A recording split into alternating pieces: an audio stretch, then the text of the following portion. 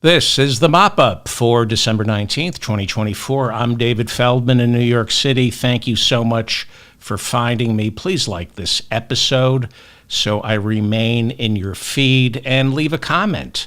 I read all your comments. A brand new Emerson poll shows 41% of young voters say they are fine with the shooting of health insurance CEOs. Jessica Tish is the New York City Police Commissioner, and on Tuesday she said she was shocked and appalled by the reaction to the killing that she saw on social media. She was shocked that people were celebrating the death of a United Healthcare CEO whose name is Brian Thompson. He was gunned down on the streets of Manhattan right before he was addressing stockholders. Well, Jessica Tish, the police commissioner of New York City, is also the daughter of a billionaire. She comes from the Tish family. Her dad is the CEO of the Lowe's Corporation, which was founded by his dad. Interestingly enough, a lot of the billions of dollars in our police commissioner's family fortune comes from the insurance industry. Her grandfather also owned Lorillard Tobacco Company, which was sold to R.J. Reynolds for $27 billion 10 years ago. So, it's not shocking that she's shocked by all the rage and anger that this alleged assassin has unleashed. There's no doubt about it, Luigi Mangione has unleashed something that's been simmering since the 90s. Now, I agree he's not a hero. If he did this, he's not a hero. He's a scumbag if he did it. But maybe it's not a good idea to have the daughter of a billionaire as the police commissioner for New York City. Kind of reinforces the idea that police are there to protect property, rich people, and rich people's property. Again, whoever shot this United Healthcare CEO should be put in prison for the rest of his life. Now, a grand jury indicted Luigi Mangione on Tuesday. Among the many counts Luigi Mangione has been charged with is murder in the first degree in furtherance of terrorism. He is being tried as a terrorist.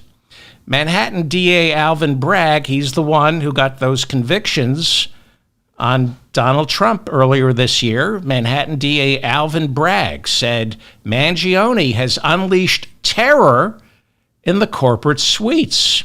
He said health insurance executives and their employees are afraid now to show up for work. District Attorney Alvin Bragg said Tuesday that Mangione is a terrorist because he intended to influence government policy through murder. DA Bragg told reporters on Tuesday, quote, "This was a killing, that it was intended to evoke terror, and the intent was to sow terror." Alvin Bragg said the crime was, quote, "intended to influence a policy of government and to coerce a civilian population by murder." This is true. Marjorie Taylor Greene, I'm not making this up, she said after the killing, she feared it might lead to single payer. That's what Marjorie Taylor Greene said. She's worried that we may lose our for-profit healthcare system because of this killing. If convicted, Mangione would serve life in prison without parole. I don't know if he did it. If he did it, put him away for life. He's just another scumbag with a gun. This is New York City Police Commissioner Jessica Tish's uncle, Andrew H. Tish. Before the family sold the tobacco company to R.J. Reynolds for $27 billion, Uncle Andy was chairman and CEO of Lorillard Tobacco Company. It was like the fifth largest tobacco company in the world. And he famously testified before Congress in 1994, where he and 6 other tobacco executives all swore under oath during congressional testimony that there was no link between tobacco and cancer, and that nicotine was not addictive. This is Police Commissioner Tiff's Uncle Andy, who swore under oath in 1994 that cigarettes aren't addictive and they don't cause cancer. And he never went to jail. Never went to jail. The government is, where are we here? There we go. The government is scheduled to shut down tomorrow unless Congress passes a continuing resolution. Speaker Mike Johnson was all set with his continuing resolution. He was very proud of it. He put a lot of work into it. His reputation was hinged on this. And then Donald Trump and Elon Musk at the last minute decided to play God, and they declared, we don't like it. Well, why don't they like it? Well, because Trump wants to raise the debt ceiling now.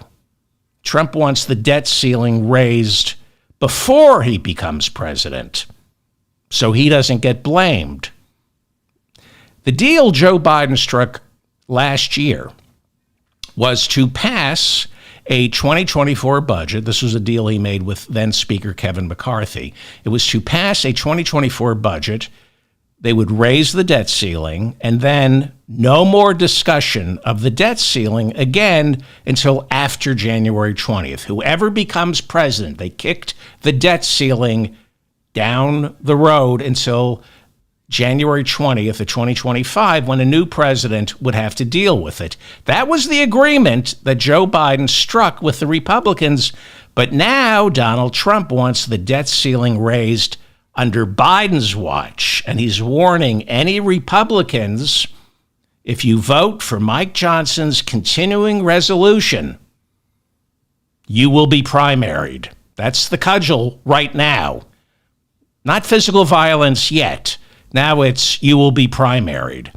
House Majority Leader Steve Scalise, late Wednesday, said, no agreement. We lost it. We don't have we thought we had a continuing resolution, but the Republicans were looking for new options. And this is going to be bad for Mike Johnson, although I think he'll probably survive. They start trying to elect a new speaker on January 3rd.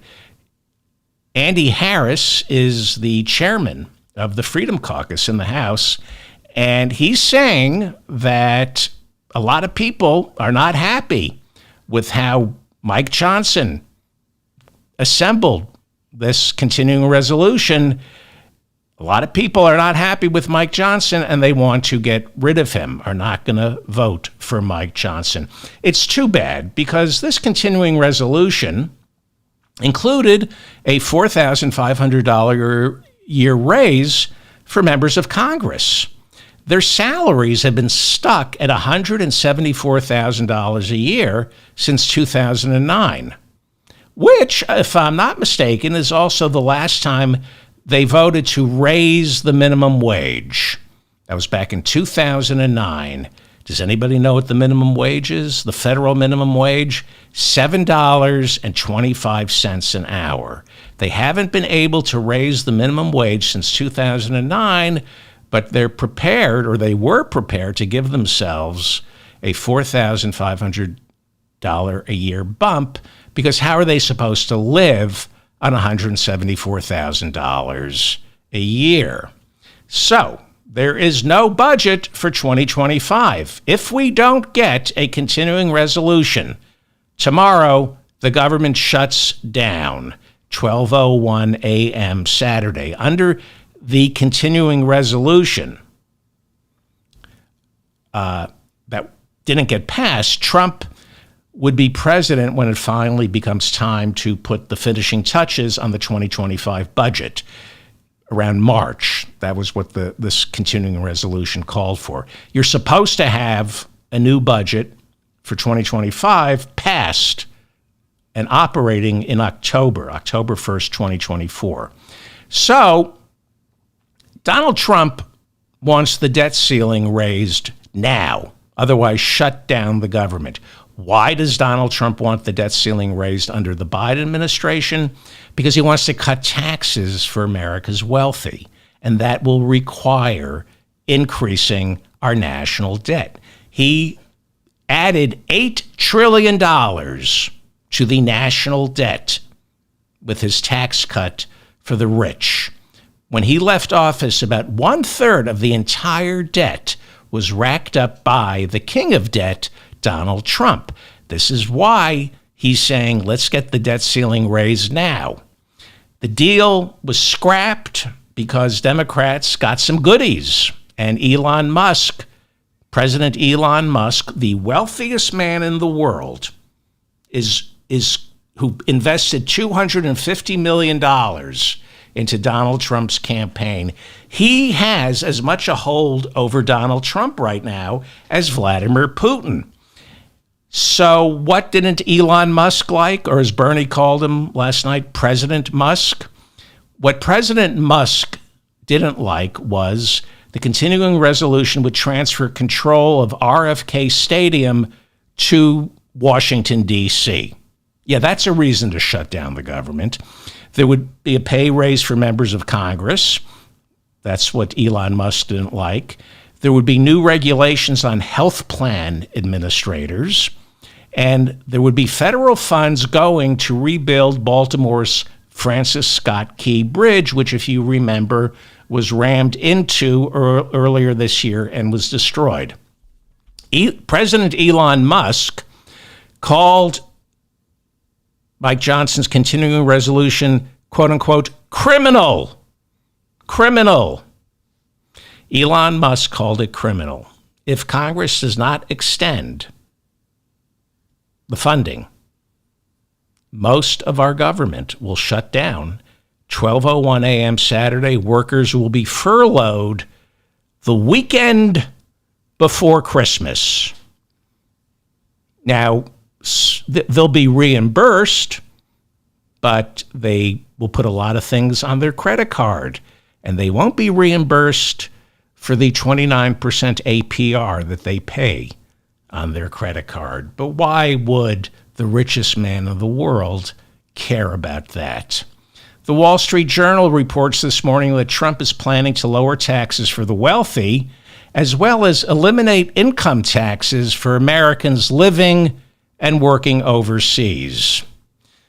Axios reports that newly elected Missouri Republican Senator Josh Hawley is planning to push for an expansion of the child tax credit. During Biden's first year in office, the child tax credit was expanded. This expansion single-handedly lifted more Americans out of poverty than any government program in U.S. history. Even Speaker Mike Johnson has expressed interest in expanding the child tax credit. During hearings on Tuesday, Senator Hawley of Missouri skewered the president of the NCAA, Charlie Baker, over transgender athletes using women's locker rooms in college sports, all two of them. He angrily shouted, quote, "Are you still forcing women to accept biological men in their locker room without their consent?"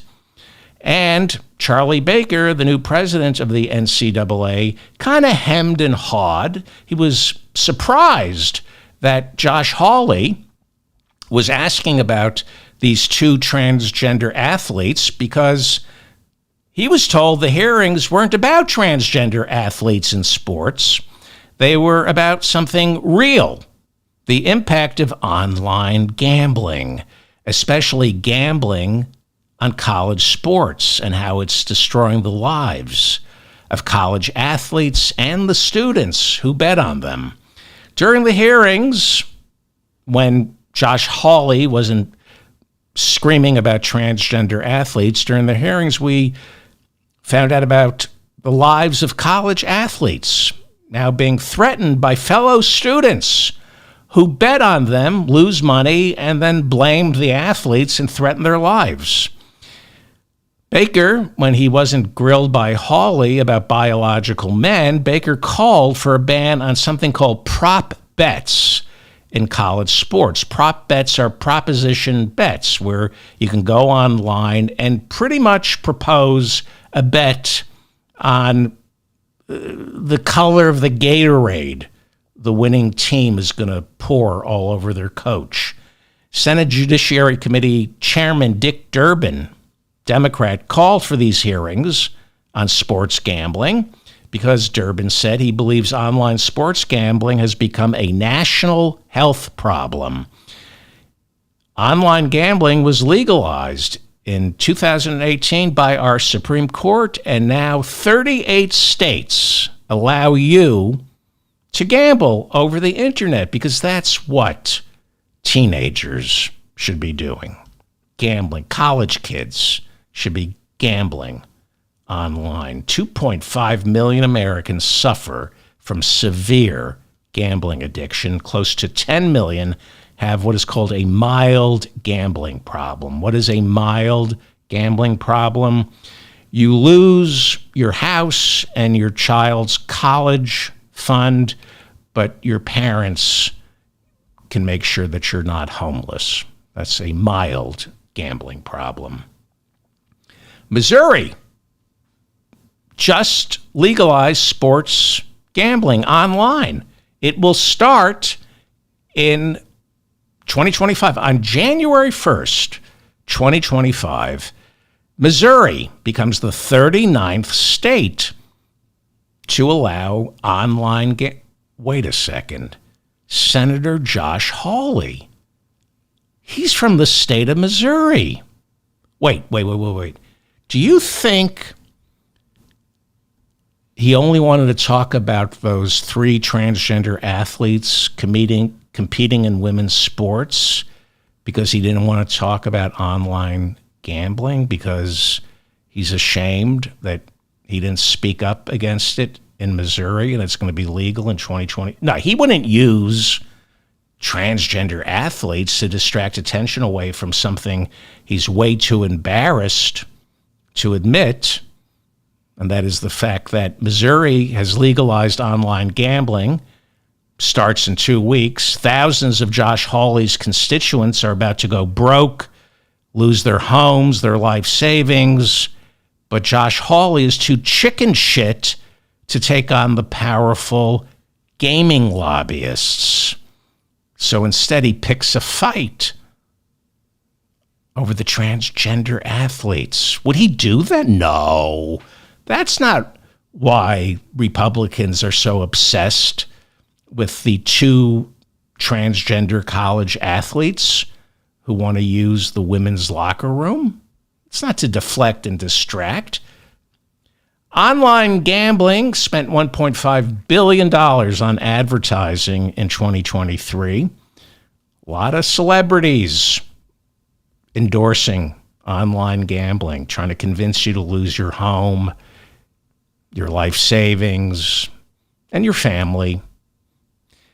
The amount of money that's going to be spent advertising online gambling is going to double in 3 years.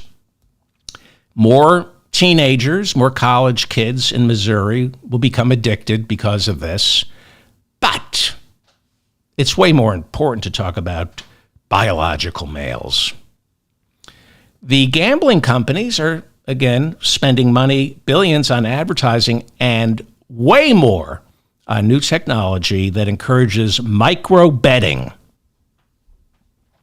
Encouraging micro-betting and these proposition bets, which allow you to bet on the minutia of a game.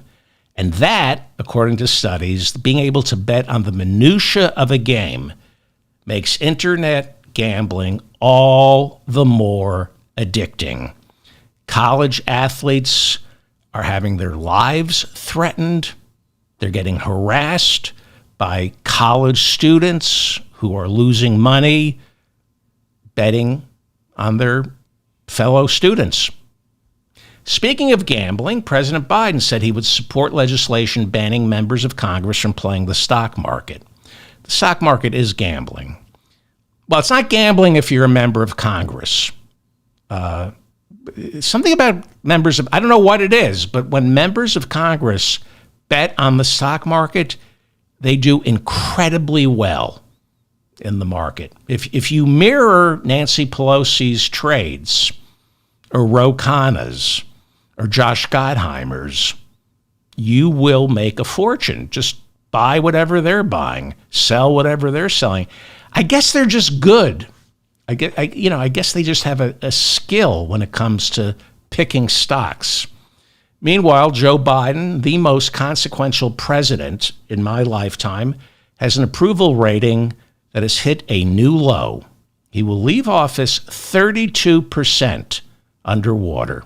32% underwater. This is a stupid country. By the time you hear this, President Biden will have probably beaten Donald Trump's record for most judges appointed over a 4-year cycle. He has filled the judiciary.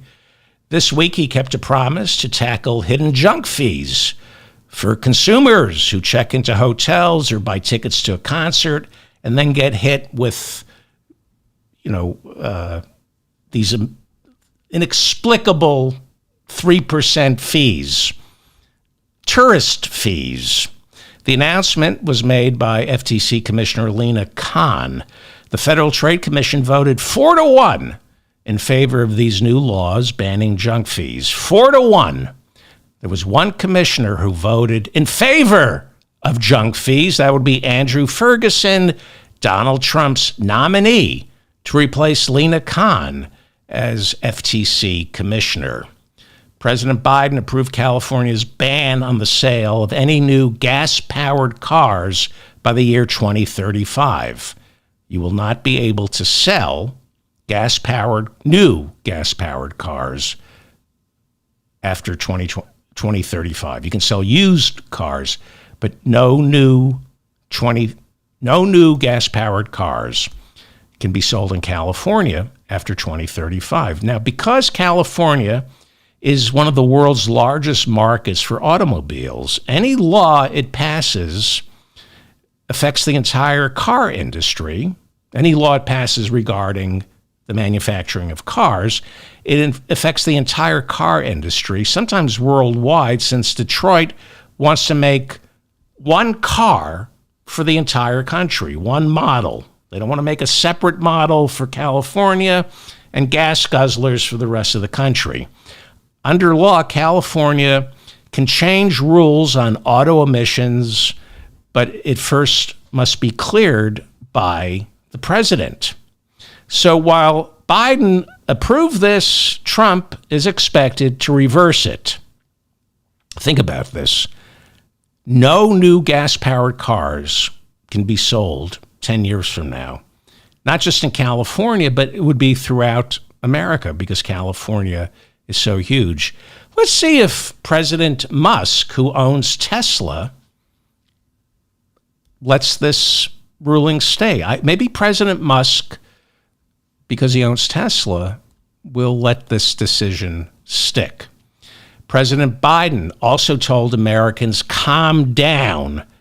These drones pose no danger to America. According to the Pentagon, there are about 1 million drones registered in the United States. On any given day, our skies have approximately 8,500 flying around. President Biden said, don't shoot at them. Pilots are now complaining to the FAA of laser pointers being aimed by civilians down below, aiming their laser pointers at what they think are drones, making it very difficult for commercial airliners to land. The FBI yesterday issued an official warning to New Jersey residents, do not shoot at these drones. But Marjorie Taylor Greene said yesterday, I don't care what the FBI tells me. I'm shooting at the next drone I see. This is what she said. She said, I'm going to shoot at, she saw 5 drones over her house. And she said, I'm shooting the next one I see, especially those transgender drones being sent by the Rothschilds to groom future child molesters. That's what she's thinking. She didn't say it, but she said that, thought that, but she didn't say it. Shoot everything. That's what Marjorie Taylor Greene believes. Everytown USA's year-end report shows a record number of 205 school shootings for 2024. 58 students were shot to death this year, 156 injured. Guns remained the number one cause of death for children in America. Let me repeat that. Guns remained the number one cause of death for children here in America. 3 million American kids witness a shooting this year, either at school, at home, or in their community. Marjorie remains in Congress, but we're losing the great Katie Porter. She's been on this show. She ran for Senate in California. She lost to Schiff, and she ended up sacrificing her congressional seat. Yesterday, Katie Porter secured a 5-year restraining order against an ex-boyfriend who has been terrorizing her and her family with thousands of phone calls and text messages. But let's see if we can make it easier for people like that to get guns. Alexandria Ocasio-Cortez lost the race to become the ranking member of the House Oversight Committee. The House Oversight Committee is one of the most important committees. It's given wide berth to look into whatever it wants. It wasted 2 years looking into Joe Biden, trying to prove that he ran an international criminal racket, but at the same time, he's senile. Democrats voted to make Virginia Congressman Jerry Connolly the ranking member of the House Oversight Committee. Connolly is in his mid-70s and is currently battling cancer. We wish him well. Remember Matt Gaetz, Trump's pick for Attorney General? But then Trump had to pull the nomination after a congressional ethics report presented evidence that Gaetz might have engaged in drug-fueled orgies with underage girls who he might have trafficked out of state. Paid them, maybe, to sleep, perhaps, with his Washington friends. Well, horrible news yesterday for Matt Gaetz. We all thought that ethics report was buried and we'd never get to read it. Turns out we're going to see it. Maybe for Christmas, after Congress adjourns. We're going to see that House ethics report before January 3rd. Last month, the House Ethics Committee, turns out, secretly voted to make the report public, but only at the end of the year after Congress had finished all its business. Gaetz was reelected to the House in November, but he resigned immediately after being nominated by Trump to serve as our nation's Attorney General. A special election in Florida has been scheduled around spring to replace Matt Gaetz, but now that Gaetz is no longer going to be Attorney General and this ethics investigation is being made public, he's threatening to make Speaker Johnson swear him in on January 3rd so he can enter some juicy tidbits into the congressional record. Former Speaker Kevin McCarthy is a former Speaker because Gaetz last year led the motion for him to vacate the chair. Kevin McCarthy has repeatedly said this year that Matt Gaetz belongs in prison, unquote. Kevin McCarthy, Speaker, says Matt Gaetz asked him personally to make the ethics investigation go away last year. Kevin McCarthy says he refused to do it because he said, quote, Matt Gaetz belongs in prison. Attempting to spin the ethics report that we're all going to read, attempting to spin it before it comes out, Matt Gaetz issued a statement yesterday maintaining, my behavior is embarrassing, but not illegal. In his statement, Gaetz admitted to paying his girlfriends. What man doesn't pay women he's just met? Here's some money, because he's generous. Hi, I'm Matt Gaetz. Would you be my girlfriend for 20 minutes? I'll pay for the entire hour. if you'll be my girlfriend for just 20 minutes. Those are prostitutes, Matt. Those are prostitutes. PornHub, the number one purveyor of smut on the internet, has been banned in Florida. You cannot watch PornHub in Florida. Why? Well, apparently there's a category on PornHub for people who fetishize the teaching of critical race theory. And they cannot have porn videos teaching critical race. No, it's the same ban they have in Texas. They don't want anyone under the age of 18 being able to look at porn. So starting January 1st, Floridians can no longer visit PornHub. And you know what that means? Florida Senator Rick Scott will be spending a lot more time in Washington, D.C.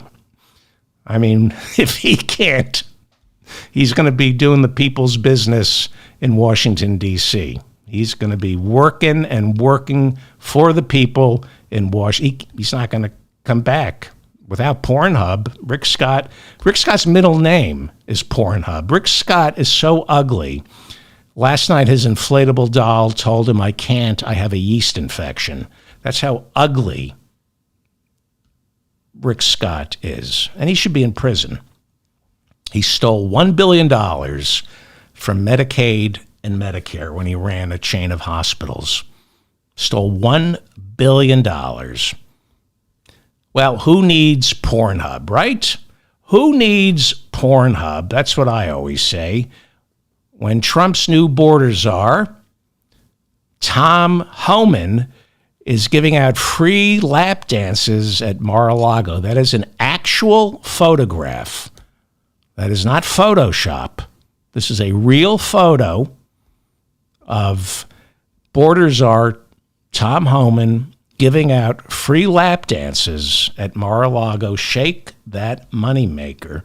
But word is our president-elect, Donald Trump, is getting sick of Tom Homan because Homan insists on showing off how much better he is at riding a unicycle than Trump is. You don't want to outshine mein Fuhrer. Just pretend you can't ride a unicycle, Tom Homan, because Donald Trump feels less than. With no PornHub, Clarence Thomas announced he's canceling all his trips to Florida because everyone knows Clarence Thomas can't start his morning without 45 minutes of Long Dong Silver videos. That's true, by the way. That was his porn of choice, Long Dong Silver. Some of us remember the hearings. The Supreme Court announced it will hear oral arguments regarding TikTok's legality. The arguments will be heard on January 10th. You might remember Joe Biden signed into law a bill this year banning TikTok. It was bipartisan.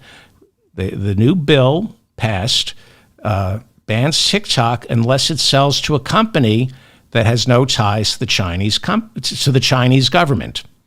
And unless they sell to a company that has no ties to the Chinese government, TikTok will be banned on January 19th. Trump met with the head of TikTok on Wednesday, who made the case for his company. Then, according to new reporting, he changed his mind. He used to be for banning TikTok, but he's changed his mind. What happened?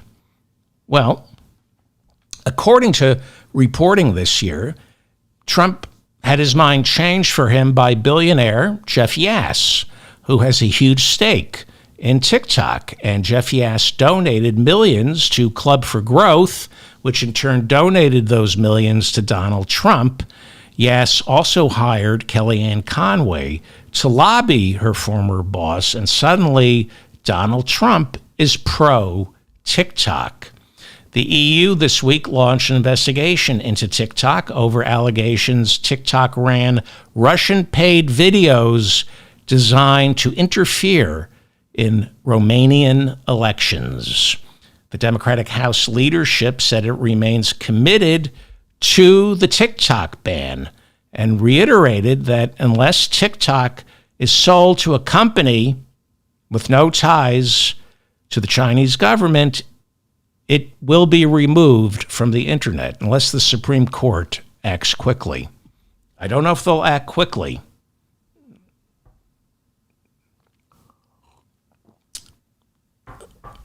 Uber donated $2 million to Donald Trump's presidential inaugural committee. $1 million was donated by the company. Another $1 million was donated personally by the CEO of Uber. All these Amazon, they're all donating to the inaugural committee, and no one knows where that money goes. Nobody knows. Documented is a great website. It covers immigration. Documented reports this year that Uber stole millions in tips from its delivery workers. Really? Uber?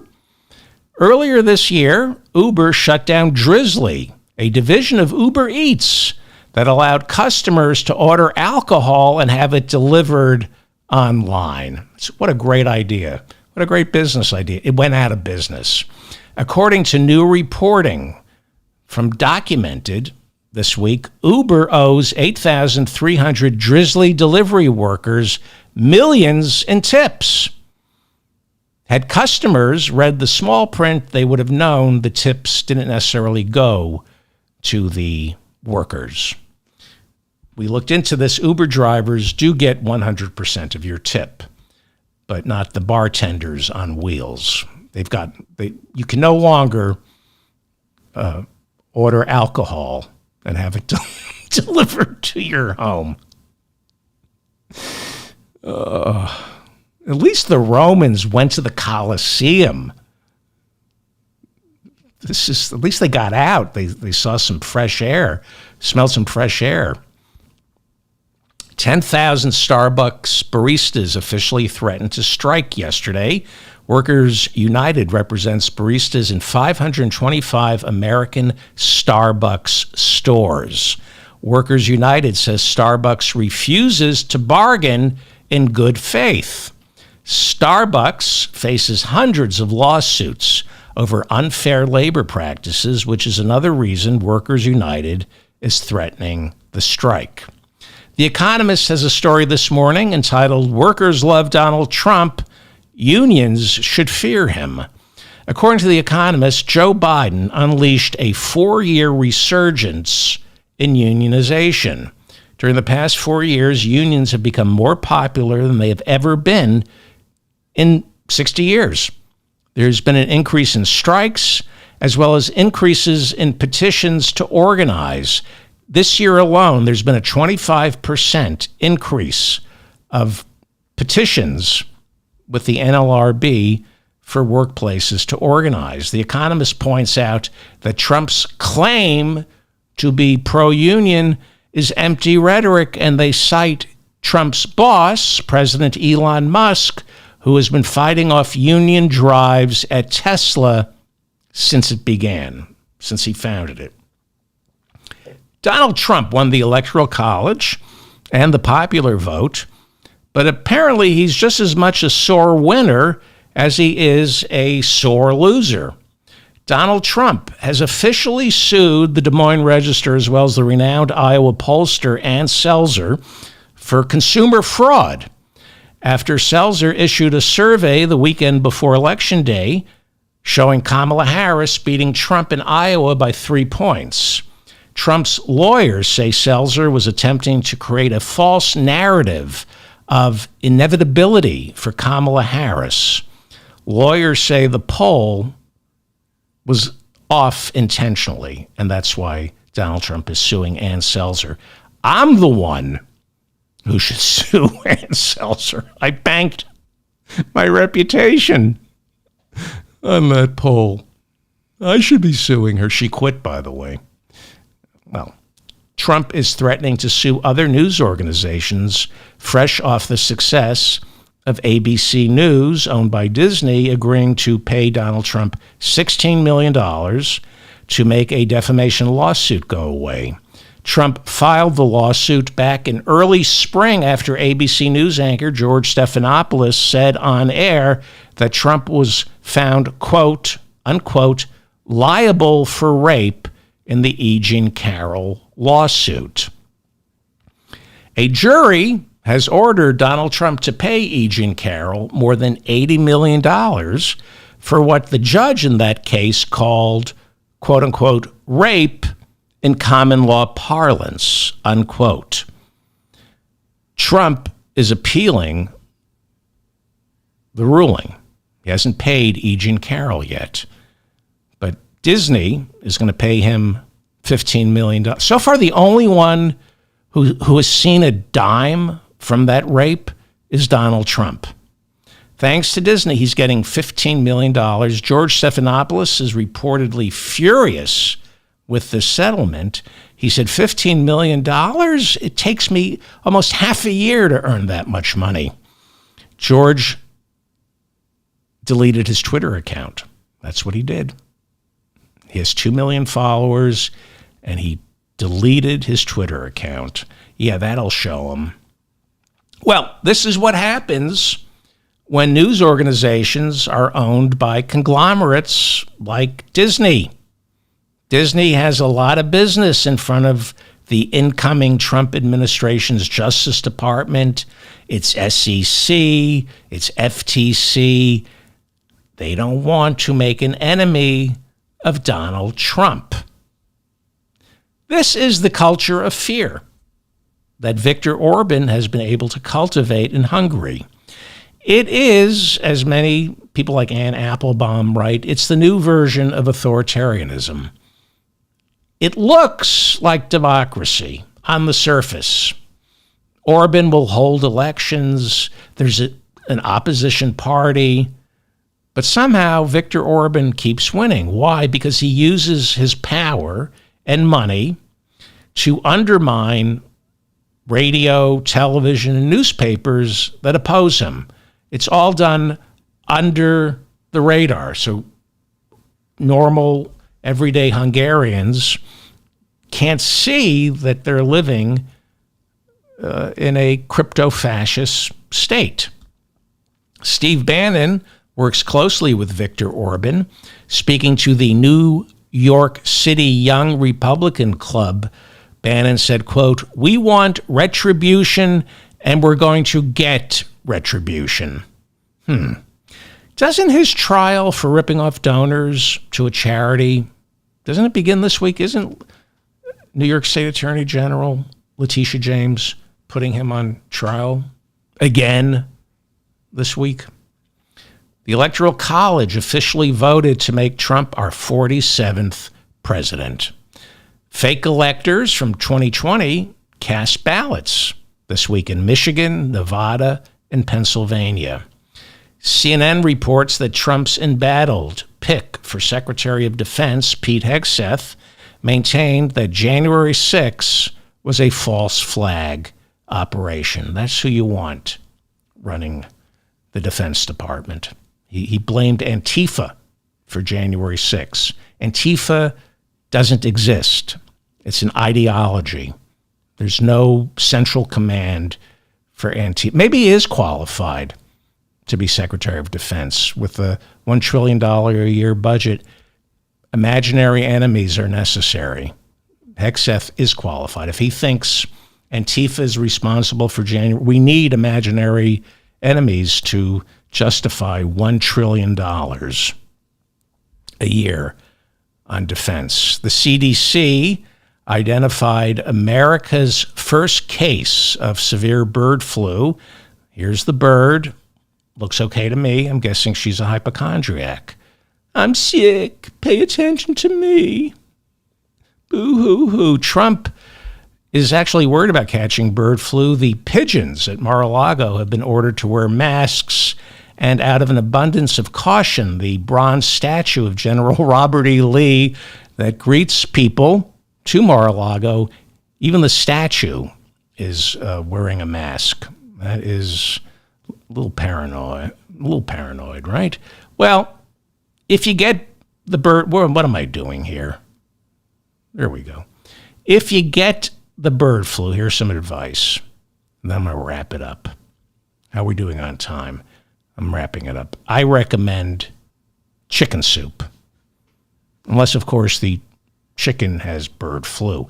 I don't have to worry about catching bird flu from my chicken soup because I make lab-grown chicken noodle soup in the laundry room of my apartment. They start in tiny little test tubes.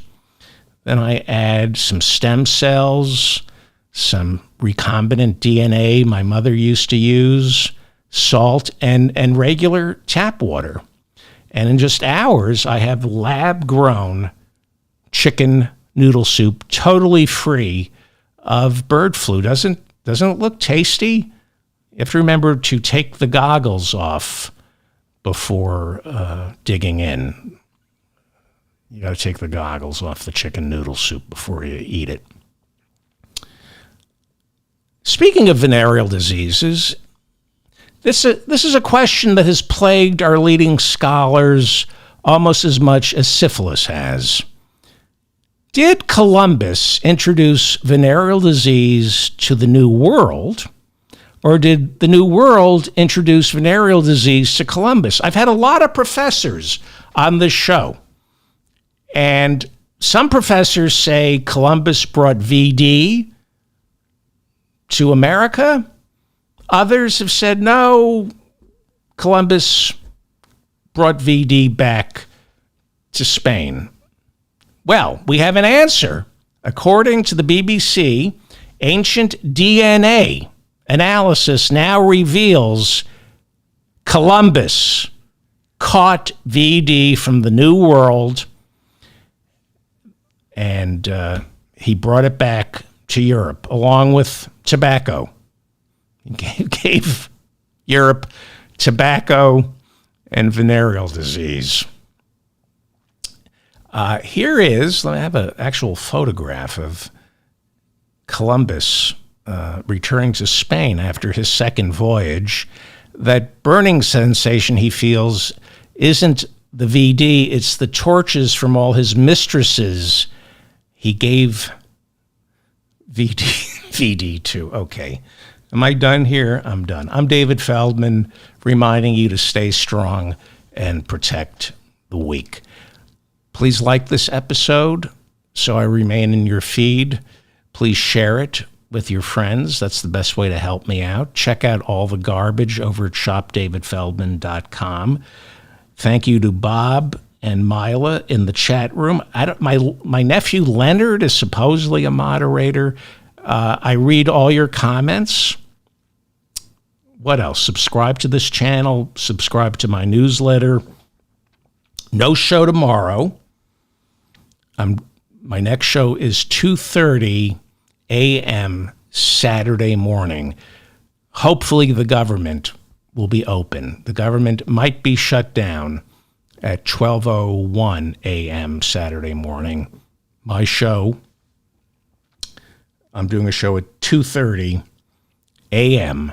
Saturday morning. Thank you so much for listening to this garbage. Thank you.